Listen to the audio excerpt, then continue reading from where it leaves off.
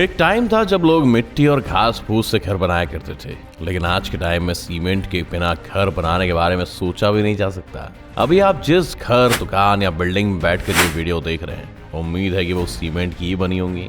लेकिन क्या आपके मन में कभी ये सवाल आया है कि सबके घरों को मजबूती देने वाली ये सीमेंट आखिरकार बनती कैसे, और फिर इसमें ऐसा क्या मिला होता है जो दीवार को इतना मजबूत बना देता है कि वो सालों साल सर्दी, गर्मी, बरसात भी बिना किसी दिक्कत के झेल लेती है। आइए, अगर इन सब सवालों से आपका सामना हुआ है तो वीडियो आपके काम का है, क्योंकि आज हम इन्हीं सवालों के जवाब लेकर आए। Factified. Facts on your face.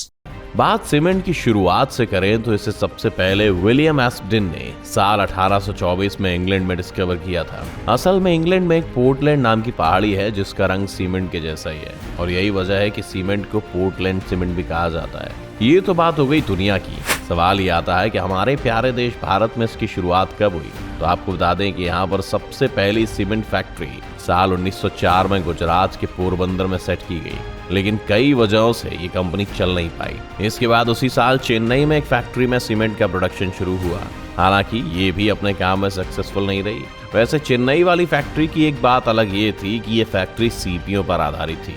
इतना स्ट्रगल करने के बाद फाइनली 1912 और 1913 में जाकर गुजरात के ही पोरबंदर में पहली सफल फैक्ट्री लगाई जा सकी। हमने आपको सीमेंट का इतिहास तो बता दिया है, तो चलिए अब देखते हैं कि सीमेंट को फैक्ट्रीज में बनाया कैसे जाता है। असल में सीमेंट की फैक्ट्री आप कहीं भी नहीं लगा सकते। इसके लिए कुछ बातों का ध्यान रखना होता है, जिन्हें आपने अपनी भूगोल की किताबों में पढ़ा होगा। सीमेंट बनाने के लिए कच्चा माल पास में होना बहुत जरूरी है। अगर इसे बनाने वाला सारा मटेरियल एक ही जगह मिल जाएगा तो प्रोडक्शन ज्यादा अच्छे से और कम दाम में हो जाएगा। इसे बनाने के लिए जो कच्चा माल हम इस्तेमाल करते हैं वो भारी और सस्ता होता है, और इस कच्चे माल को इधर उधर ट्रांसपोर्ट करने से माल का वजन कम हो जाता है। अब आप सोच रहे होंगे कि इसे बनाने के लिए कौन कौन सी चीजें लगती हैं, तो आपको बता दें कि सीमेंट बनाने के लिए मेनली 4 चीजों का इस्तेमाल किया जाता है। इसमें पहला है लाइमस्टोन, यानी कि चूना पत्थर। चूना पत्थर में कैल्शियम कार्बोनेट की मात्रा सबसे ज्यादा होती है। दूसरा है लेटराइट मिट्टी। ये मिट्टी लाल रंग की होती है, और इस मिट्टी की खास बात यह है कि इसको पकाया जा सकता है। तीसरा है शेल स्टोन। ये काला पत्थर होता है और कहीं भी आसानी से मिल जाता है। और सबसे आखिर है लाल मिट्टी। इसके अलावा सिलिका और एल्यूमिना का यूज भी किया जाता है। इसमें कोल का भी यूज किया जाता है। 1 टन सीमेंट के उत्पादन करने के लिए लगभग 250 ग्राम कोयले की जरूरत पड़ती है। जब आप कच्चे माल की बात समझ गए हैं तो ये भी जान लीजिए कि सीमेंट फैक्ट्री उन जगहों पर ही लगाई जा सकती है जहां पर एक तो इसकी डिमांड ज्यादा हो, और दूसरा जहां चूना पत्थर अच्छे से अवेलेबल हो, क्योंकि चूना पत्थर सीमेंट प्रोडक्शन के लिए सबसे ज्यादा जरूरी कच्चा माल है, और ये टोटल वेट का लगभग 60 से 65% तक होता है। इससे ट्रांसपोर्ट का खर्चा भी कम हो जाता है और सीमेंट इंडस्ट्रीज को काफी ज्यादा मुनाफा मिल जाता है। अब आपको बताते हैं कि आखिर ये बनता कैसे है। असल में सीमेंट बनाने के लिए सबसे पहले चूना पत्थर निकाला जाता है। चूना पत्थर बड़े बड़े पहाड़ों में मौजूद होता है। पहाड़ों में ये सब कच्चा मटेरियल पाने के लिए पहाड़ों में ब्लास्ट किए जाते हैं, और इससे एक ही झटके में काफी बड़ा पहाड़ टूट जाता है, जिससे पहाड़ों के टुकड़े टुकड़े हो जाते हैं, और फिर उनको ट्रक में लोड करके फैक्ट्रीज में लाया जाता है। इसके बाद इन चारों चीजों को एक एक करके क्रशिंग मशीन की तरफ ले जाया जाता है। ये क्रशिंग मशीन इन सभी चीजों को अच्छे से बारीक करने का काम करती है। एक एक करके सभी मटेरियल्स को बारीक पीस लिया जाता है। इसके बाद इन चारों चीजों को अच्छी तरह आपस में मिक्स करके कन्वेयर बेल्ट की हेल्प से आगे भेजा जाता है, और एक बड़ी गर्म भट्टी में 1450 डिग्री सेल्सियस तक तापमान पर गर्म किया जाता है। इतने ज्यादा टेम्परेचर पर गर्म करने से इन सभी चीजों के नेचुरल कंपाउंड टूटकर अलग हो जाते हैं और एक नया कंपाउंड तैयार हो जाता है। भट्टी से ये कंपाउंड बहुत ही बारीक छोटे टुकड़ों में निकलता है, जिसे खंगर या क्लिंकर कहते हैं। उसके बाद ये मटेरियल कूलर में आता है। इस कूलर में मटेरियल को 70 से 80 डिग्री सेल्सियस टेम्परेचर पर रखा जाता है। अब आखिर में इन टुकड़ों को एक बड़े से ग्राइंडर में बारीक पीस लिया जाता है, और बस सीमेंट बनकर तैयार हो जाता है। लेकिन इस सीमेंट का अगर घोल तैयार किया गया है तो इसे दीवारों पर लगाना पॉसिबल नहीं होगा, क्योंकि सीमेंट पानी में मिलते ही सख्त हो जाता है। ऐसा ना हो इसीलिए उस सीमेंट में जिप्सम मिलाया जाता है, ताकि सीमेंट पानी में भीगने पर सख्त ना हो जाए।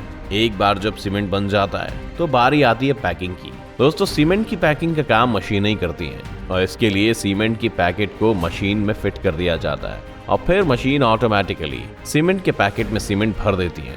अब ये सीमेंट बाजार में बेचने के लिए जाते हैं। लेकिन ऐसा नहीं है कि सीमेंट एक ही तरह का होता है। क्वालिटी के हिसाब से सीमेंट को 3 कैटेगरीज में बांटा गया है, जैसे ग्रेड 33, ग्रेड 43 और ग्रेड 53। सीमेंट बनाने की 1 महीने या 28 दिन बाद इसकी टेस्टिंग की जाती है और उसी हिसाब से इसकी क्वालिटी तय की जाती है। इसके अलावा भी सीमेंट कई तरह का होता है, जैसे rapid hardening cement, low heat cement, high alumina cement, सफेद सीमेंट, रंगीन सीमेंट आदि।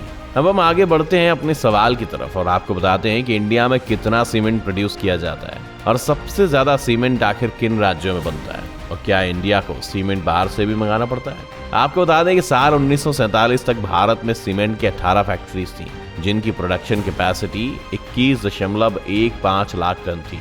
लेकिन आजादी के बाद सीमेंट इंडस्ट्री का डेवलपमेंट तेजी से होने लगा, क्योंकि हमारा देश बांध, सरकारी बिल्डिंग, स्कूल्स, कॉलेज, हॉस्पिटल बनाने लगा था और इसी वजह से सीमेंट की मांग भी बढ़ने लगी थी। आज भारत दुनिया का लगभग 8% सीमेंट प्रोड्यूस करता है और चाइना के बाद वर्ल्ड में सीमेंट प्रोडक्शन में दूसरे नंबर पर आता है। इंडिया से यूएसए, नेपाल, श्रीलंका, बांग्लादेश जैसे देशों को सीमेंट बेचा जाता है। यहाँ तक कि साल 2020 में अकेले श्रीलंका को इंडिया के 1.8 मिलियन टन सीमेंट एक्सपोर्ट किया गया था और इंडिया में आंध्र प्रदेश सबसे बड़ा सीमेंट प्रोड्यूसर है।